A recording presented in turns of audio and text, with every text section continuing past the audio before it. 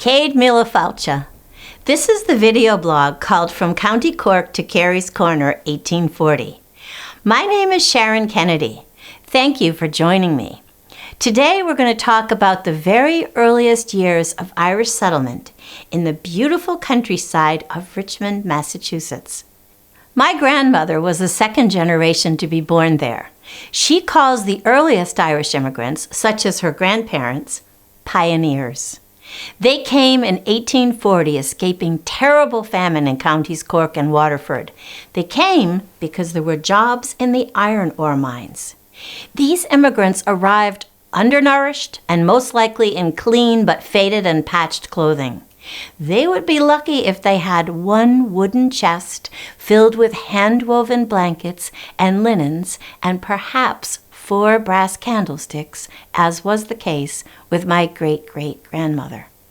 When they arrived, they were housed in shanties clustered close to the iron ore mines, but it's hard to know exactly what these early shanties were like.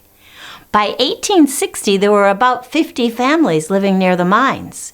They would not have been as crowded together as in a place like Lowell, Massachusetts, near the cotton mills, because there was so much land in Richmond. But how were these shanties constructed? How many rooms did they have? I would love to hear from some of you whose families emigrated to small towns or to the country where they did not live in apartments. What was the housing like? Please post your comments. In Lowell, Massachusetts, where I have also done a lot of research, the Irish immigrants were originally housed in barns. 40 or 50 people all jammed together into one barn. This was so bad that the people soon built their own shanties out of any materials they could find: boards, logs, bricks, twigs, mud, and grass. These humble houses, which they were allowed to build in swampland, were generally just one big room with a fireplace and partitioned off areas for sleeping.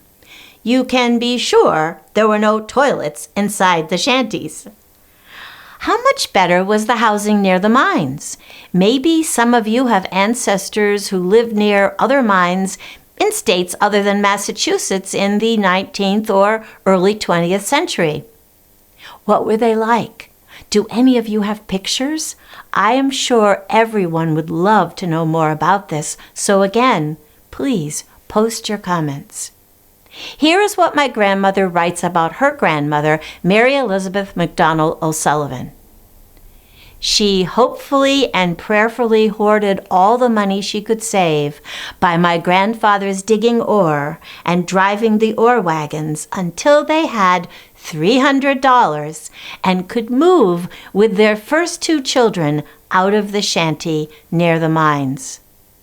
With that $300, they bought a house and 1 acre and a quarter of land at a sort of respectable distance from the mines. This was the beginning of my family making it in the United States of America. Until next time, I'm Sharon Kennedy.